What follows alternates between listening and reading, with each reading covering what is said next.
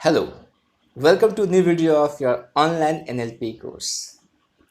आप एंकरिंग को समझ रहे हैं। लास्ट वीडियो में आपने एंकरिंग को बहुत ही बेहतर तरीके से सीखा, पूरे प्रोसेस को समझा कि किस तरह से हम एंकर इंस्टॉल करते हैं, राइट। आपने ये जाना कि किस तरह से आप अपने आप को और दूसरों को रिसोर्सफुल स्टेट ऑफ माइंड के लिए एंकर कर सकते हैं। वंडरफुल। इस वीडियो में मैं आपके साथ शेयर करने वाला हूं stacking of anchor. Stacking of anchor anchor का ही हिस्सा है और इस टेक्निक को हम किस लिए यूज़ करते हैं पहले ये मैं आपको शेयर करता हूँ। उससे पहले बताता हूँ कि स्टैकिंग ऑफ एंकर होता क्या है। स्टैकिंग ऑफ एंकर का मतलब ये होता है कि आपके पास पहले से एक एंकर है और उस एंकर को आप बहुत ज़्यादा स्ट्रांग बनाते हैं, ठीक है। आप पाइल अप करते हैं और दूसरे स्टेट ऑफ माइंड को उसके ऊपर, जिससे कि वो जो आपका रिसोर्सफुल एंकर है वो और भी ज़्यादा स्ट्रांग बन जाए। कभी कभी ऐसा होता है कि एक सिचुएशन के लिए एक पर्टिकुलर एंकर इनफ नहीं होता है, तो इसलिए उस केस में हम क्या करते हैं, हम स्टैक करते हैं, हम और भी रिसोर्सफुल एंकर्स को वहाँ पे डालते हैं, जिससे कि पूरा इवेंट अच्छे तरीके से मैनेज हो पाए। जैसे कि जब हम फोबिया बस्टर टेक्निक करवाते हैं, किसी को फोबिया है और उस फोबिया से हम उन्हें बाहर निकालते हैं, तो पहले हम क्या करते हैं, हम पहले एक सेफ्टी एंकर इंस्टॉल करते हैं और फिर हम उसको स्टैक करते हैं। मतलब हम लोग बहुत सारे और भी रिसोर्सफुल स्टेट ऑफ माइंड के जो फीलिंग्स हैं उसको हम वहाँ पे क्या करते हैं, एंकर करते हैं। तो ये सारा प्रोसेस तो आप सीखेंगे कि किस तरह से फोबिया बस्टर टेक्निक परफॉर्म की जाती है, पर वहाँ पे ये बहुत इंपॉर्टेंट बन जाता है स्टैकिंग ऑफ एंकर का नॉलेज होना। तो आपने समझा कि स्टैकिंग ऑफ एंकर का इस्तेमाल किस वजह से होता है और स्टैकिंग ऑफ एंकर क्या है। अब मैं आपको इसको उदाहरण के तरह से बताता हूँ। मान लीजिए आपने एक एंकर इंस्टॉल किया कॉन्फिडेंस का यहाँ पे, ओके। सो अब जब आपने कॉन्फिडेंस का एंकर इंस्टॉल किया, डेफिनेटली एक ऐसा इवेंट है, एक ऐसा सिचुएशन है जहाँ पे आप उसको यूज़ करेंगे, राइट।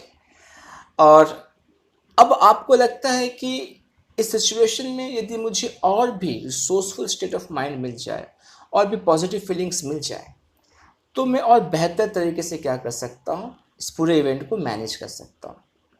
और यदि आप ये क्लाइंट को करवा रहे हैं तो आप ऐसे बोल सकते हैं कि आपको और ऐसे कौन कौन से इमोशंस, ऐसे और कौन कौन से फीलिंग्स चाहिए, जिससे कि आप इस पूरे इवेंट को और अच्छे तरीके से आप क्या कर सकते हैं, डील कर सकते हैं, लीड कर सकते हैं और मैनेज कर सकते हैं।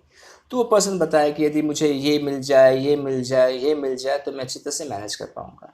तो मान लीजिए कॉन्फिडेंस है, ठीक है, तो मैं वो क्लाइंट हूँ।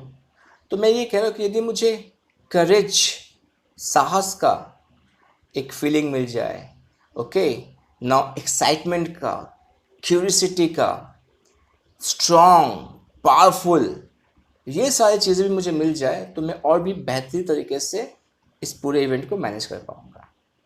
तो हम क्या करते हैं, सेम प्लेस पे ये सारे जो एंकर्स, जो रिसोर्सफुल स्टेट ऑफ माइंड मैंने भी कहा है, सारों को वहाँ पे क्या करते हैं, एंकर करते हैं, इंस्टॉल करते हैं।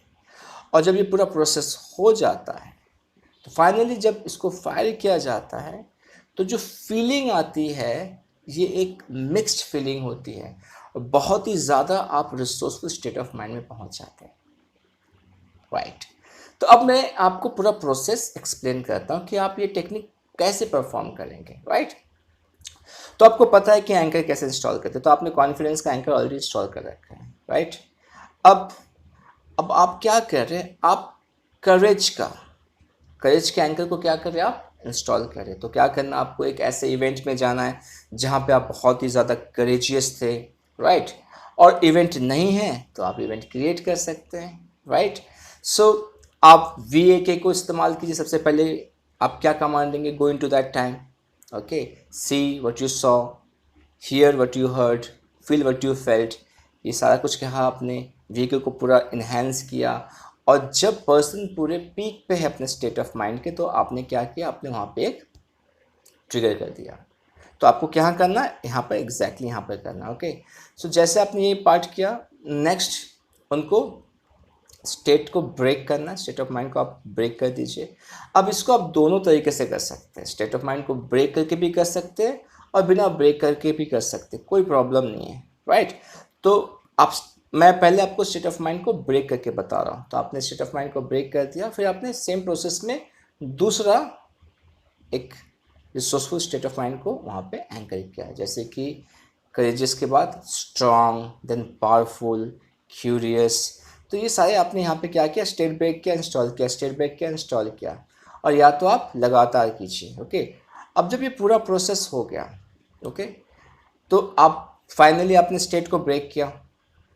ओके, यदि आप स्टेट ब्रेक करते करते आ रहे तो फिर कोई प्रॉब्लम ही नहीं है। और यदि आपने एक साथ ही करवाया है सारे स्टेट ऑफ माइंड को, जैसे आपने करेजियस करवाया, उसके बाद दूसरे इवेंट में ले गए, फिर तीसरे इवेंट में ले गए, तो किसी किसी के माइंड में ये प्रोसेस काम करता है, कंटिन्यू वाला भी काम करता है। तो दोनों ही आप यूज़ कर सकते हैं। तो उसमें आपने फाइनली क्या किया, लास्ट में इंस्टॉल किया और फिर आपने स्टेट को ब्रेक किया। स्टेट को ब्रेक करने के बाद आप जब उसको फायर करते हैं तो आप फिजियोलॉजी को क्या कर सकते हैं, वहाँ पे आप कैलिब्रेट कर सकते हैं, नोटिस कर सकते हैं कि क्या चेंजेस आ रहे हैं, क्या ये पर्सन सारे फीलिंग को फील कर रहा है, किस तरह के फेशियल एक्सप्रेशन है, सांसें कैसी है। आप हर चीज़ को नोटिस कर पाएंगे और नोटिस करेंगे कि ये जो पर्सन जिसको आपने ये एंकर किया है वो बहुत ही अच्छा फील कर रहा है, बहुत ही स्ट्रांग फील कर रहा है। तो बड़ा सिंपल सा टेक्निक है, बहुत ही आराम से इस टेक्निक को आप कर सकते हैं। तो आई बिलीव आपने इस पूरे प्रोसेस को समझा। नाउ इसको आप एक अलग तरीके से भी स्टैक कर सकते हैं। अब कोई ऑलरेडी आपके पास एक स्टेट है, एक एंकर है, अब उसमें आप क्या करें, कोई दूसरा नए तरीके से कोई आप स्टेट ऑफ माइंड को वहाँ पे एंकर नहीं करें। आपका जो स्टेट ऑफ माइंड का एंकर ऑलरेडी है आपके पास, आप उसी को क्या कर रहे हैं, थोड़ा सा पावरफुल बना रहे हैं, राइट।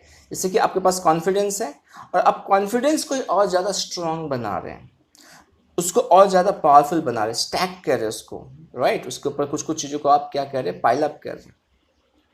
तो एक तो आपने अलग अलग स्टेट ऑफ माइंड को कैसे करेंगे वो सीख लिया।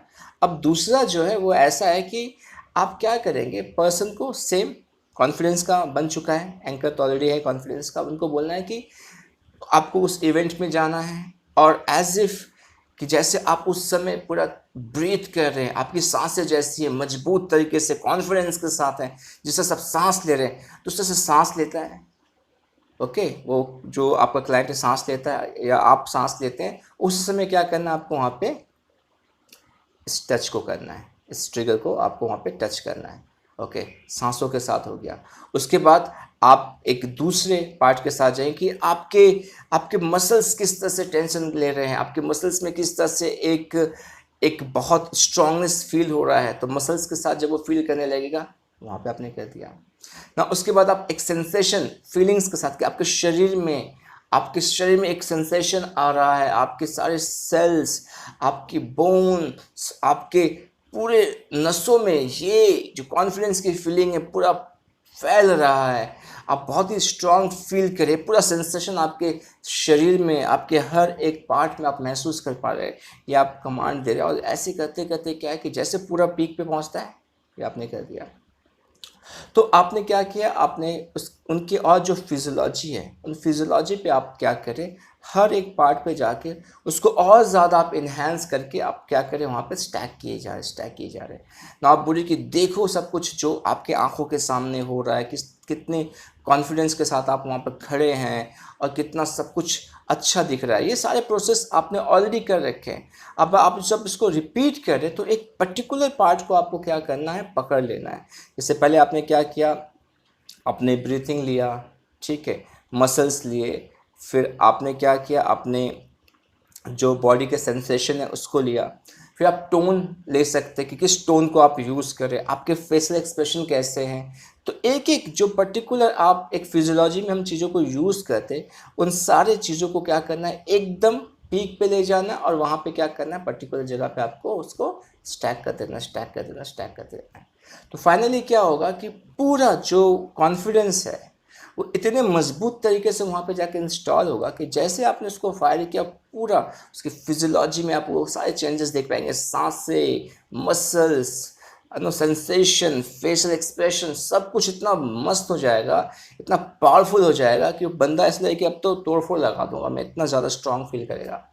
तो ये सब कुछ डिपेंड करता है कि आप किस तरह के टोन ऑफ वॉइस को यूज़ करते हैं। अपने साथ करें तो आप अपने साथ, आपको पता है कि आप किस तरह से सोच रहे हैं, आप उसको और ज़्यादा पावरफुल बना सकते हैं। पर जब आप किसी को एंकर करते हैं तो बहुत इंपॉर्टेंट है, जो मैंने आपको पहले बताया है, कि टोन टेक्निक को करवाते समय टोन का जो उतार चढ़ाव है ये बहुत ज़्यादा ज़रूरी है, कि किस तरह से आप कब अपने आवाज़ को ऊपर लेके जा रहे हैं, कब सॉफ्ट कर रहे हैं, कब एकदम जोश में आ रहे हैं, ये सारा बहुत ही इंपॉर्टेंट पार्ट प्ले करता है। वंडरफुल। सो आई बिलीव आपने स्टैकिंग ऑफ एंकर्स को बहुत ही बेहतरीन तरीके से समझा है। वंडरफुल। सो उसको प्रैक्टिस कीजिए। मैं आपसे नेक्स्ट वीडियो में मिलूंगा एंकरिंग का एक नया प्रोसेस, एक नया कॉन्सेप्ट के साथ। Take care, bye.